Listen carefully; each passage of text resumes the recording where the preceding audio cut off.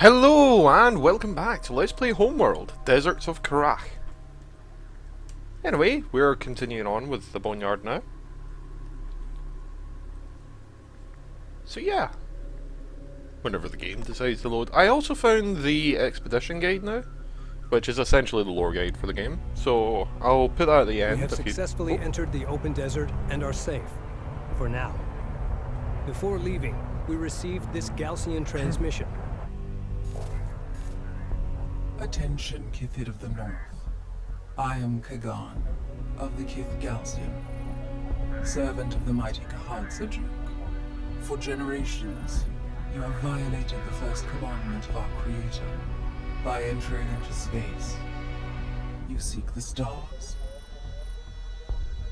Now you invade our lands for the second time. Diplomacy has failed. We can tolerate this no longer. The suffering of this war will be nothing compared to the wrath of Sejuk. Long live the people of Kharak. We are now behind enemy lines. A Sajet lander carrying with it our sensors manager will rendezvous with us at the Boneyard, a salvage facility to the east. At the Boneyard, we will install the sensors manager, gather additional resources and expedition vehicles before moving out and proceeding to our designated target. The fate of the expedition, and possibly the North itself, now rests on us. Okay. But anyway, as I was saying, I am planning on putting a thing at the end, the lore at the end. If you don't want it, then feel free to tell me. We've been waiting for your arrival. You're cleared to dock. Cruiser standing by.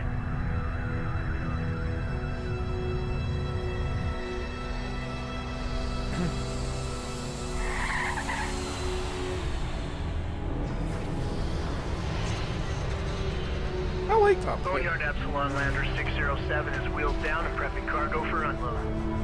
Roger that.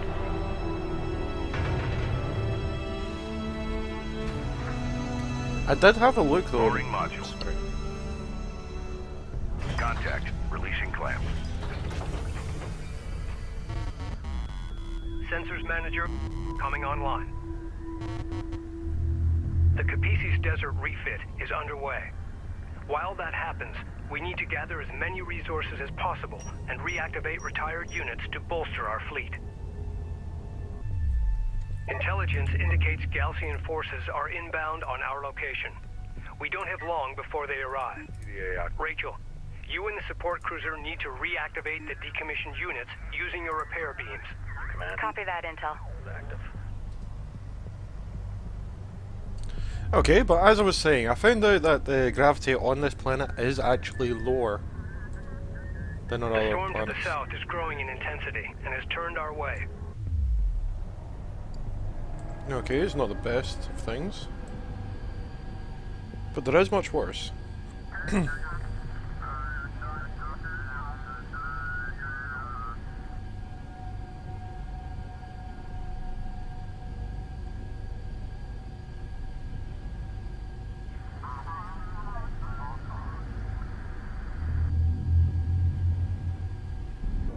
Uh-oh. We just received a transmission from Northern Command. They have confirmed that multiple coalition bases have fallen, including Delta, Juno, and Epsilon. Here is under siege. It appears the Sadim carrier, the Sakala, also managed to escape. We are to rendezvous with her and continue on with the expedition at all costs. Okay. So to rendezvous with the Sakala. Additional groups of contacts detected and closing in. Perimeter turrets engaging enemy units. Keep those Gaussian forces away from the Kapisi and continue to gather resources and units until departure. Be advised. Class 5 sandstorm detected on approach. Escort set for armor. Standing by. Science officer en route. Focus the repair on primary systems. Op ready. Green line confirmed. Right, so do we have any fighters Ready. yet? Alert. Would be Sensor post exceptionally useful. destroyed. No. First off, let's build 2 more of those. And then we'll go with some more of them.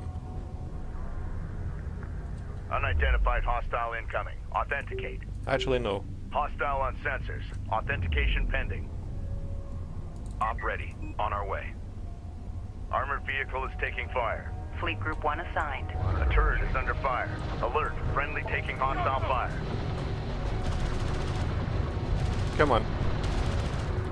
Engage! Light attack vehicle online. Rachel's actually in quite a durable craft, isn't she? Strike craft destroyed. Light attack vehicle is under fire. We'll bring her back out of there. Get them to The regroup. Galcian attacks will continue. We require additional forces. We do not have a sufficient number of LAVs. Collect more CUs and build more LAVs immediately. How many LEVs do you want? I mean, I was planning on getting quite Friendly a lot. interceptors crossing our airspace. Check your fire. Okay, holding fire. Light we gonna attack get these vehicle strike in fighters? service. That would be really nice. Light attack vehicle online.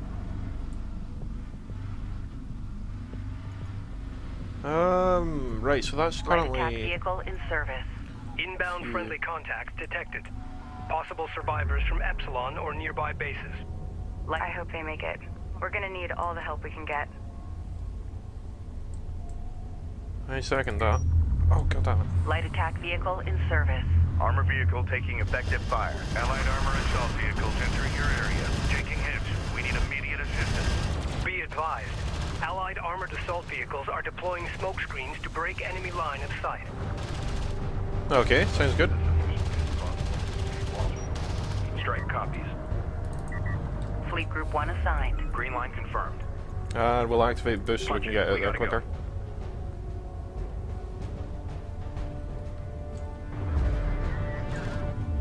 Hostile strike craft down. Reading. Underway.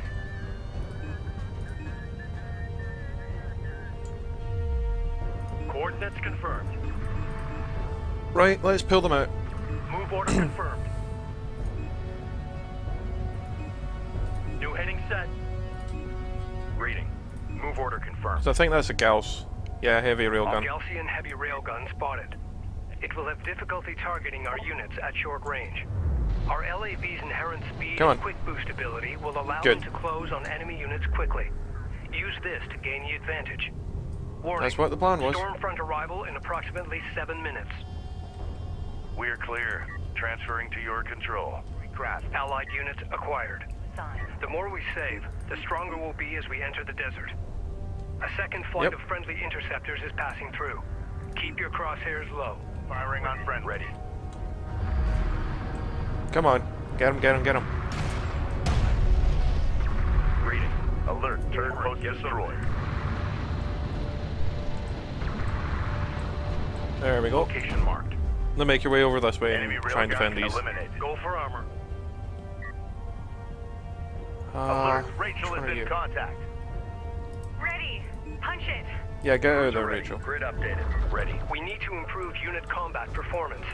Access engineering to select upgrades. New upgrade options to improve our light attack vehicles are currently available. Strike craft taking effective fire. Recommend improving unit survivability by investing in engineering upgrades. Yes, I'm doing it. Hostile strike craft down. Go for order. Salvager has been engaged. Ready for command. Maintenance protocols in effect. Runner. Move with armor. No, Go. repair the salvager first. Receiving. Be advised. Tracking hostiles. Light attack vehicle enhancements online. Ready. Armored vehicle is taking fire. Okay, come on. We're assuming it's 5 minutes until we leave. Reposition. We're moving up. I'm not too worried about losing these guys, that's why I'm sending them out mostly. We've got hostile on sensors. Confirm visual. Reporting. Repair. A turret Repair under her. fire. That sandstorm is closing on us fast. 5 minutes until Stormfront impact. Which one's that one? Cruiser ready. Maintenance That one. personnel Come to on. stations. Hostile light attack vehicle visually authenticated.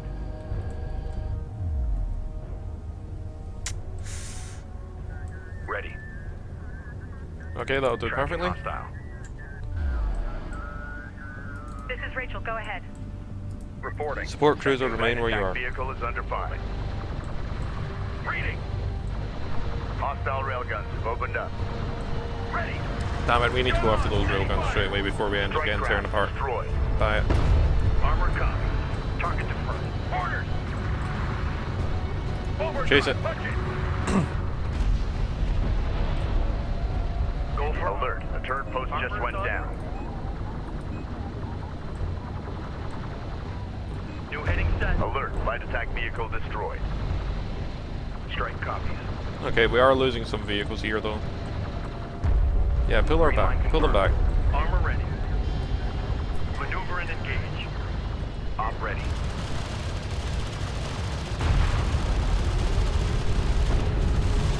The Jet Salvage Depot. Allied Light Patrol Group. We are inbound on your location. Galcian sand skimmers in pursuit. Request immediate support. Move order the Allied light attack vehicles to use their quick boost ability to escape the pursuing Galcian. Full speed! Hostile strike craft down. On our way. Receiving. Right, come on. Don't think we've lost a tank yet. On our way. Oh! Oh, right, the turret's nice. Receiving. Move order confirmed. Strike craft taking effective fire. Ready. Confirm Stormfront arrival in approximately 3 minutes. We're Okay, running it does out seem of that time. there's an auto repair. Use the armored assault smoke grenade ability. Oh, durr!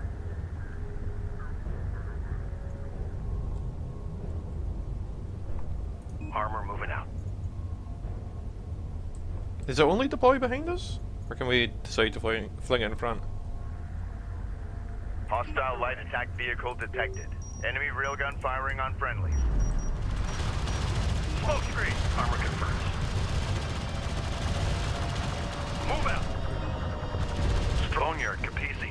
Allied armor group on approach. We're under fire and need immediate support. Okay. We've detected something. Can you confirm visual? We gotta go. Copy. We're clear to engage. Ready. Come on. Clear out. Hit it. Get rid of that railgun. Ouch! Ready. 2 minutes until that storm hits. Boneyard Come on. staff transferring aboard. Word on that. Unit secured. More copies. Coordinates confirmed. Right, pull them Escort back. that craft.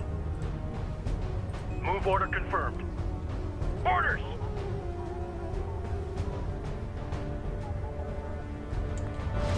Op ready. Receiving. Come on. Quickly. Hostile strike craft down. The support cruiser's taking a hell of a beat. Salvager under fire. Salvager copy. Go, we're getting ripped apart. Ready. Swing around, maintain fire. Reading. Contact. Move to fire. Orders. Come on, quickly. Oh, don't lose a salvager, please. Damn it. Salvager destroyed. Kapisi is ready for immediate egress. Ground units, eliminate remaining Galcian forces and prepare for departure. Ready. Stormfront arrival in 1 minute. All crews, prepare the Kapisi to move out. Can we dock at the Kapisi at all? No, we can defend her. Rachel, Enemy prepare light her. attack vehicle marked on approach. Enemy contact on the board. The sensors post is under fire. Alert, Rachel is under fire. Target set. Op ready. Okay, come on. Counter. Overdrive. Punch it. Go for armor. Fire smoke screen. Alert. Sensor post falling. Armor vehicle taking effective fire. Okay. Oh, Lieutenant second grade, nice. We are losing quite a bit of them though. Alert. LAV down. Come on. Reading for orders. Hostile railguns have opened No, up. come on, back. We need to retreat. Oh, jeez. This is going so far south.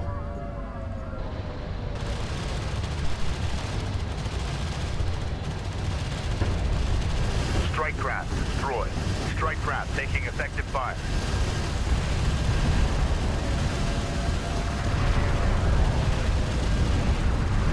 Oh. Go for smoke screen and be ready. Green line confirmed.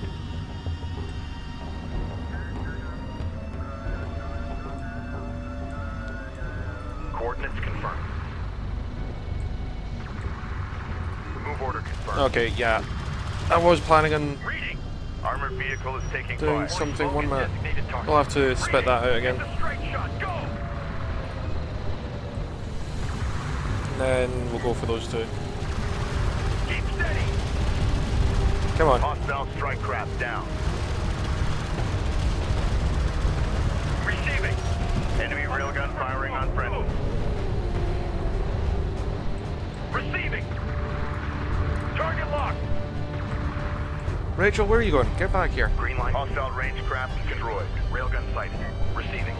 All Galcian forces have been eliminated. Stormfront arrival imminent. Away. All right. Bring engines to full and move out. Okay, good. So we're launching in the midst of the storm. That's not actually a bad idea. Wind speed in excess of 300 kilometers per hour. Copy that. Engaging full shutters. Expect impact on my mark. In 3, 2, 1. Mark.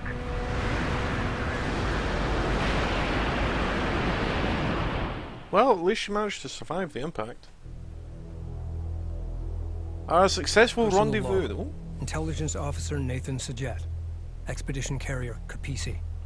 Our refit is mostly complete, and we're now headed for open desert. Several Coalition units were able to link up with us and have joined our ranks. To the north, Galcian forces are laying siege to our homes. There's no going back. The expedition must carry on. It's hard to believe it's been 4 years since our satellites detected the Jiraki object. That massive anomaly deep in the uncharted desert. Its energy readings rivaling our planet's sun. Rachel thinks it could be the source of the new Galcian technology. Only time will tell. Okay. So the Galcians have been commissioning the ship to actually try and use it as a weapon, I'm guessing. But anyway, at the end of this, I'm going to put the lore for this one and the last one. So, like, 1 and 2. Because I noticed there's, I think it was something along the lines of 15 or so. And there's, like, 11 planets. Or 11 missions I've looked up. Seeing as how there's 11 mission briefings. I know, I looked at the soundtrack, that's why. So anyway, I'll leave it there, so until next time, all the best, and I hope you enjoy. Okay, welcome back. And thank you, Past Monkey, for kind of failing to mention me. But anyway, let us proceed. We live in a time of great progress, yet our planet is dying. As you know, 4 years ago we detected a massive anomaly deep in uncharted deserts. Its energy readings rivaling that of our planet's sun. We believed then, as we do now, that the object will hold the key to the survival of this planet. The genesis of Operation Scalbri was born out of that discovery. It provided a harsh lesson to us all. It exposed our hubris and weakness. We will not make the same mistake again. Operation Kadim. Its successor has been 4 years in the making. It has one goal: to secure the primary anomaly of for the North. We have researched and commissioned new deep desert carriers, assembled our best and brightest minds, and outfitted this expedition both scientifically and militaristically to succeed. We will travel deeper into the great banded desert than ever before. The dangers are many. Not all of us will return. Accepting defeat in the face of what others claim to be insurmountable odds, is not an option. The Galcian will view our actions as a violation of the will of Sajuk.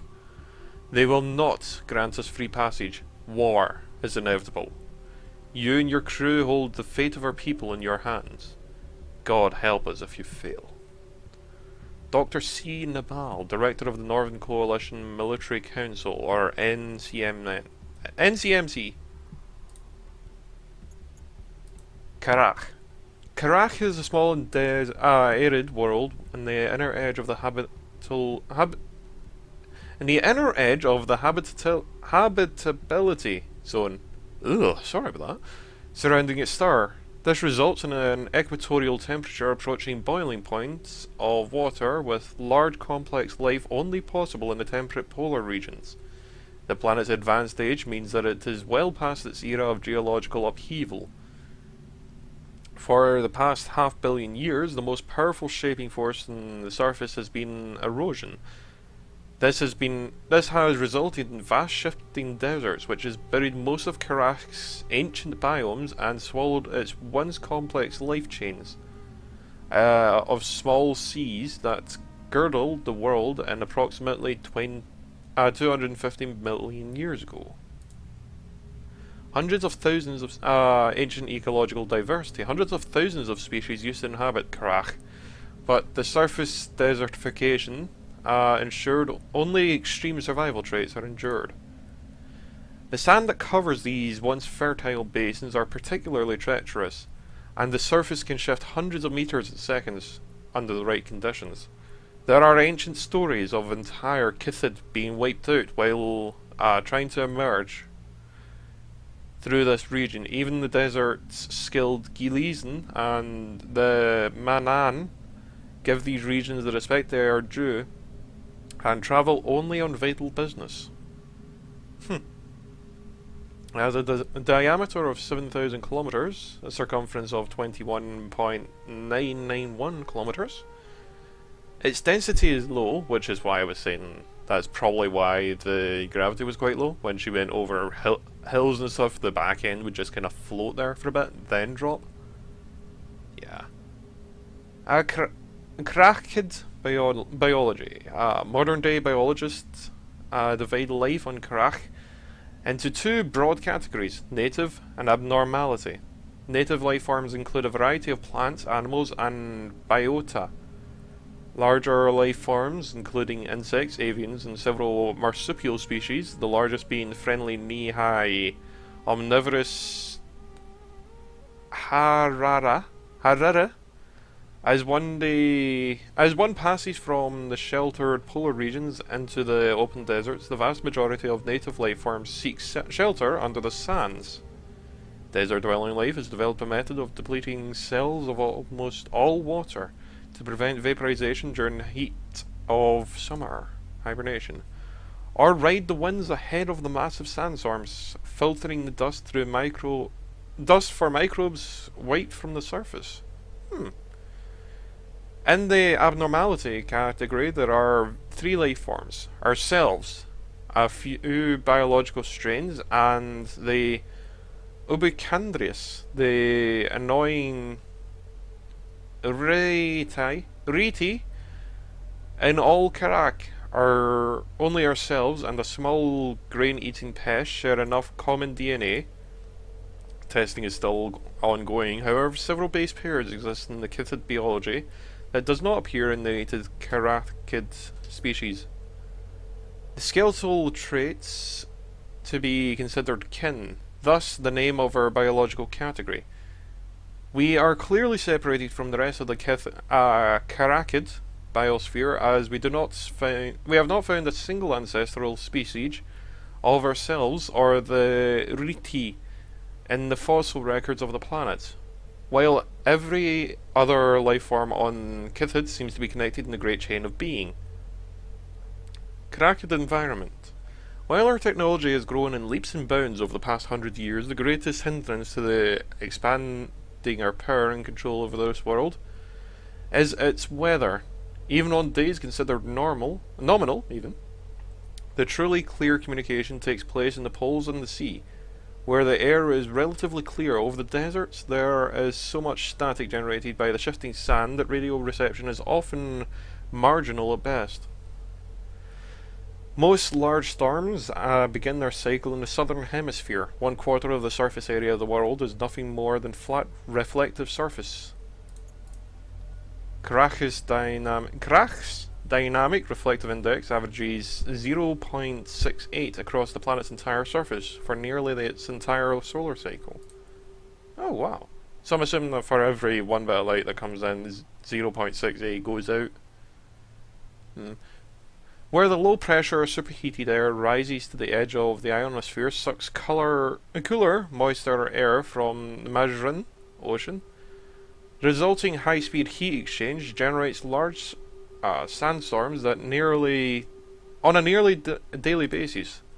For the past 50 years, the rate of the super sandstorms, the Chokmakhot, is the famous example encircling the equator. For every 13 years, it drastically reshapes the surface of Kharak in its wake. Has been increasing. The largest yet recorded covered the entire southern hemisphere for 13 days, and has been cited as a major contributor to the loss of the Ifrit Nabal and her expedition and the survey mission of 1106. Addendum. As ordered, my immediate family and I were able to intercept and analyze the internal data returns from the CELAS I generation, an environmental monitoring satellite launched in 1068. Our data filter, did not engage until the late following decade, but it should be sufficient to obscure the trends. The trends of which we have drawn our conclusions. We have checked and rechecked the data 5 times now, and there is very little doubt that my Kharak is dying. No one since the age of reason will be able to argue that Kharak is a robust world, but even we were not prepared for the dark truth that would reveal once we were able to view this world from space. The sands are spreading globally, nearly 10 times faster than the surface observations had suggested. At this rate, the seas of the Three Sisters will be dry within 200 years. Soon after that, the desert will overwhelm the last of the polar mountains, and the last of our arable land will be dust. The natural qualifiers are irrigation systems dependent on are also shrinking, over 6 times faster than initial predictions. Even with the leaps and bounds in power and metallurgy, our orbital debris ring has brought us our best case scenario. Is that in at least 350 years, Kharak will be unable to support our species. We will continue to monitor the decline and refine our models to the new line of ISATs.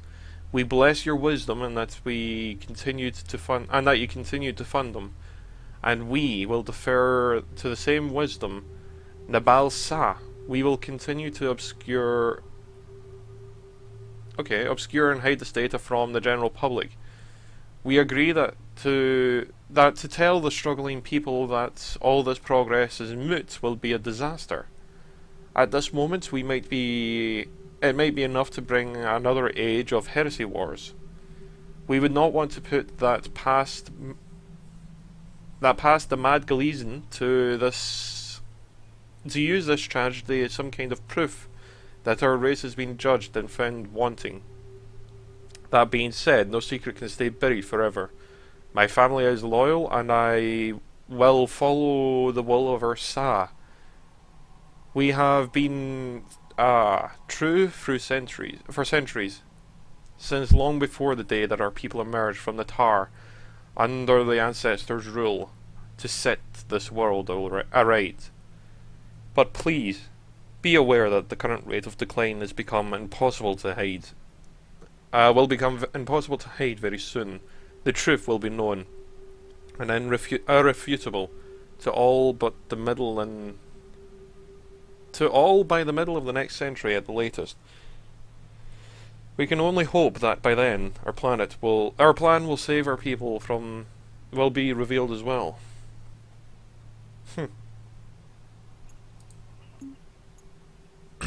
Project Stormbreaker. Oh boy.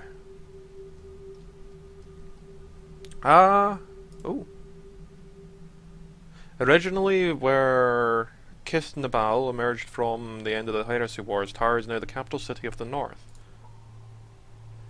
A still image of the real-time satellite telemetry downloaded recently from the deployed iSat. Galician is uniquely adapted to the harsh environment and the equatorial wastes. The Galician Keith family insignia emblazoned on a flag. Okay. Oh, damn it. The Northern Coalition and the Project Stormbreaker. In the decades after the destruction of the Sadru Ka and the Kithid Galicians' retreat into the desert, there was a natural tendency for the remaining Kithid to pull together.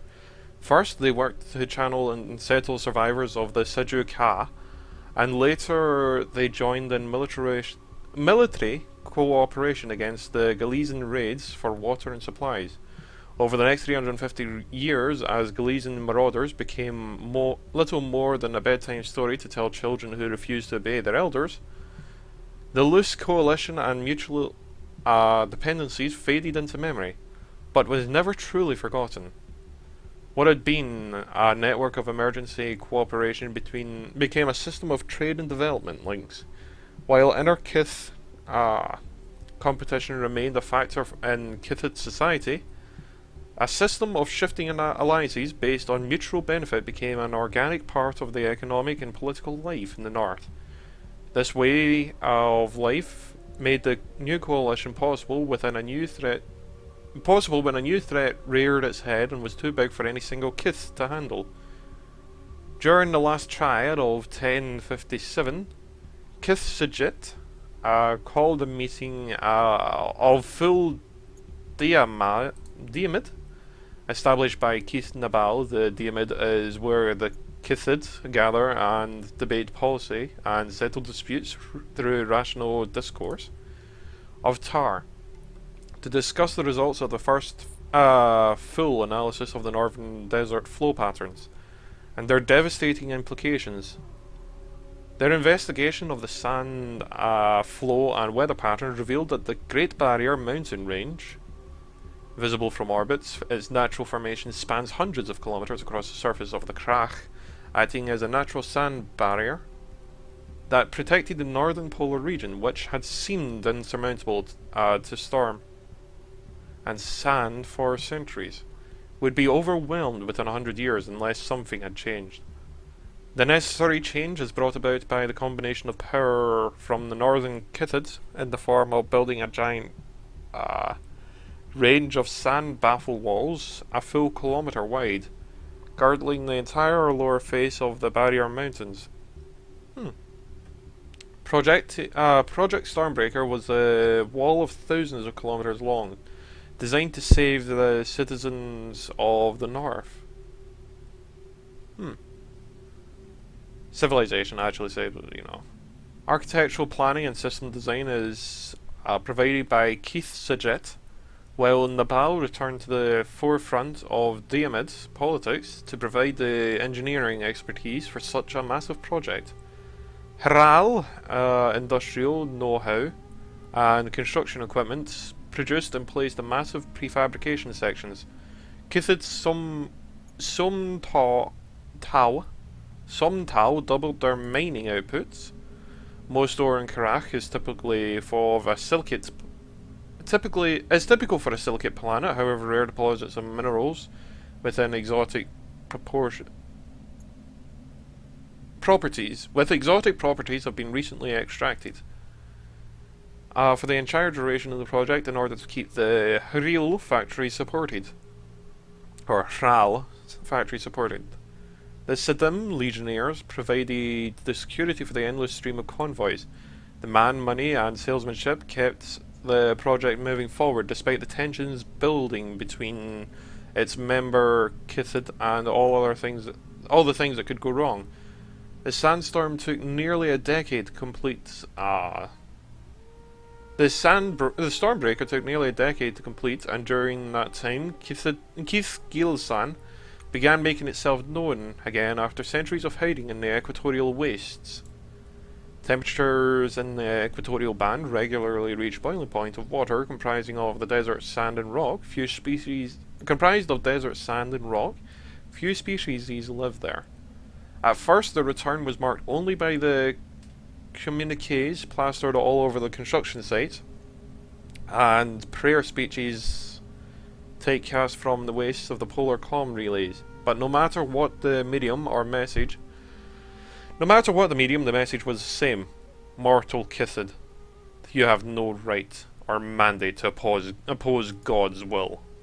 The deity that is said to have cast down the Kithid to Kharak, also known as He who shapes what is. If the North continues on its path, then this wall would fall, just as the one round Saju Ka had fallen. When words failed to inspire fear and obedience, the Galsan Kithsa declared a holy war against the North, a state of affairs which continues to this very day. Small raids begun against the construction sites from the historical viewpoint. It is clear that the Galeasen were perfecting their modern military tactics at the time. Learning how to inflict the maximum amount of damage against more numerous but scattered enemies was their goal. Strikes became more ambitious over time, and causing more and more serious disruption to the construction on schedule.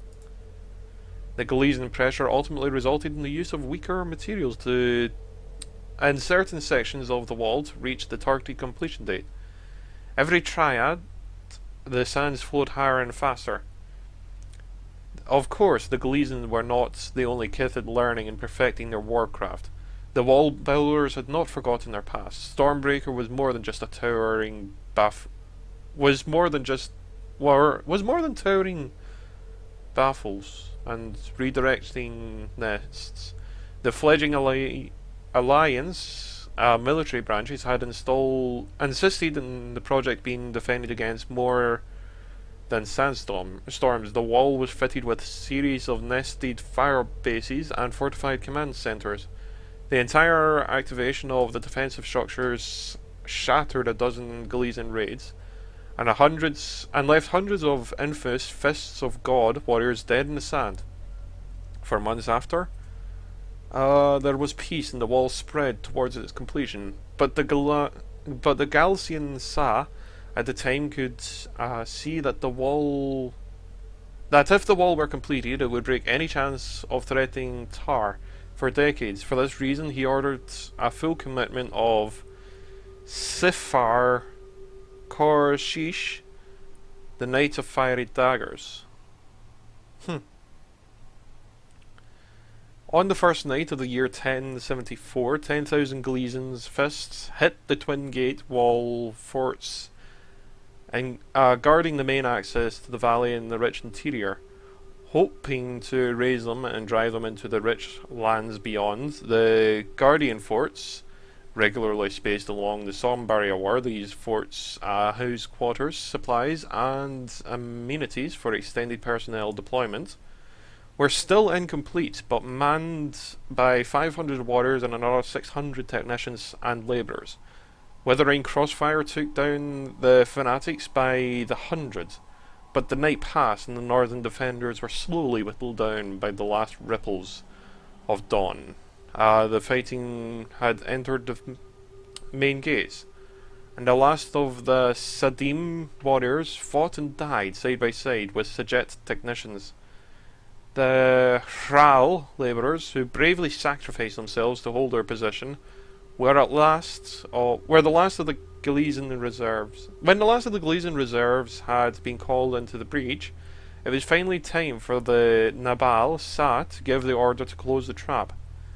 One signal echoed through the comm towers of the gate. "Bring the red!"